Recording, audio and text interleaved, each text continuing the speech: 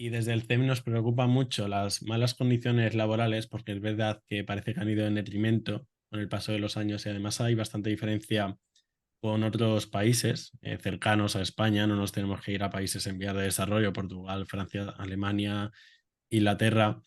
No ya en cuanto a salarios, que también son bastante inferiores, pero lo importante no es el salario, son las condiciones, son el tener guardias de 24 horas, o sea que una médica o un médico tenga que estar 24 horas despierto, en un médico de atención primaria teniendo que estar 7 minutos con cada paciente. Hay cosas que se pueden mejorar en el grado, el tema de la humanización del grado en medicina, de la empatía, la compasión, los problemas de salud mental que hay asociados con el estudiantado de medicina, que son muy importantes, las tasas de depresión, de ansiedad, de burnout. En fin, desde el CEM lo que buscamos a grandes rasgos es mejorar las condiciones en el grado de medicina y las condiciones laborales una vez acabado el grado. Al final es una medida política porque queda muy bien decir que se abren nuevas plazas para formar futuros médicos y futuras médicas, y es una medida popular. Pero esto sabemos que no es efectivo, porque mira, te voy a decir un par de datos. Ya nos hemos convertido en el primer país del mundo con más facultades de medicina, con lo cual estudiantes de medicina no faltan.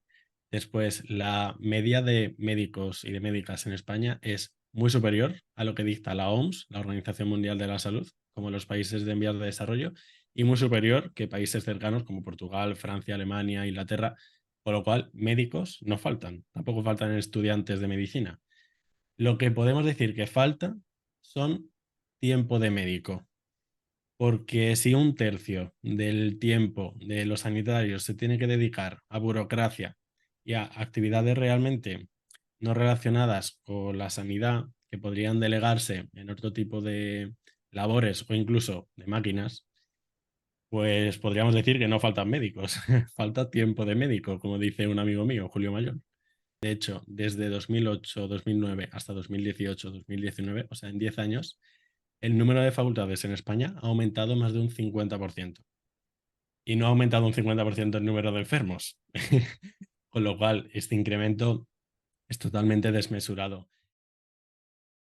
El paro en medicina, la realidad es que no es excesivo. Y no podemos reivindicar en ese sentido porque eso es la realidad.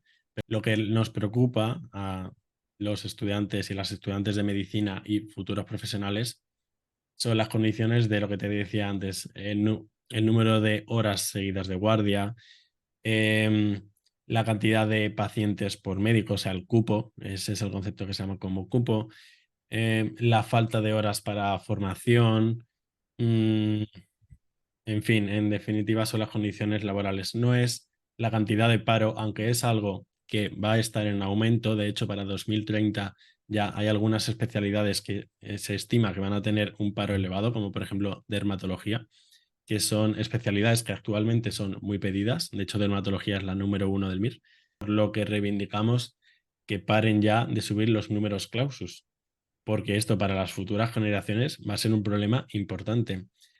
Y de aquí la problemática de que se vayan a otros países, de que cada vez más estudiantes se planteen el hecho de hacer la residencia en Alemania, en Australia, en Inglaterra, en Francia, y no solo estudiantes, sino también residentes, adjuntos y ya profesionales. Somos una fábrica de sanitarios y no solo de médicos y de médicas. No nos queremos ir fuera de España. Si nos vamos es un poco empujados, porque si las condiciones de ahí son mucho mejores, si las guardias son como mucho de 12 horas, si el sueldo es 3 veces superior, si además hay otro tipo de incentivos como horas para formación, si hay otros incentivos como que te pongan una casa. Las guardias de 24 horas no son buenas ni para los profesionales, ni mucho menos para los pacientes, que al final son el público objetivo. Realmente yo no he hecho un estudio exhaustivo para saber si se puede implementar esto de las guardias de 24 horas, pero sí se debe hacer. Porque además ya hemos visto con datos que no faltan sanitarios, por no repetirlo, y si en otros países se hace, aquí también se tiene que poder hacer, porque en Francia no hay más médicos que en España, hay menos. y las guardias no son como aquí, igual que en Inglaterra. Eh, Desde el CEM apoyaremos aquellas políticas encaminadas a mejorar tanto el grado como el futuro profesional sin meternos, ya te digo, en partidos políticos porque somos apartidistas. Desde el CEM hicimos junto con la SEDEM, la Sociedad Española de Educación Médica, un estudio muy importante llamado el estudio DAVE, DAVE, que son las siglas de depresión, ansiedad, burnout y empatía, en el que se evidenciaba que las tasas de depresión y de ansiedad en estudiantes de medicina eran muy altas. 1 de cada 10 estudiantes de medicina ha pensado en el suicidio, en ideas autolíticas. Y los problemas de salud mental son más elevados en estudiantes de medicina que en la población general. Mm, Como te digo, yo creo que hay factores tanto intrínsecos como extrínsecos. Somos personas en general que hemos sacado muy buenas notas a lo largo de nuestra vida estudiantil, en la ESO, en bachillerato, hemos tenido que superar un examen difícil en selectividad o EBAU, PEBAU. Y cuando llegamos a la carrera, te tienes que dar cuenta de que no siempre puedes ser el mejor. Y eso está bien. Pero realmente creo que hay una falta de saber lidiar con la frustración. Empecé en realidad hace no mucho. Yo empecé hace 1 año y medio en cuarto de carrera, porque ahora estoy en sexto, que decidí comenzar un podcast porque bueno, todo esto empezó porque yo daba clases particulares a gente de universidad, de medicina, enfermería, biomedicina, y entonces me vi capacitado para contar cosas de medicina. Yo de por sí ya escuchaba muchos podcasts de todo, de economía, de historia, de inglés, de muchas temáticas diferentes, ¿no? Y dije, bueno, pues ¿por qué no hago un podcast? En ese momento no existía ningún podcast de medicina en español o casi ninguno.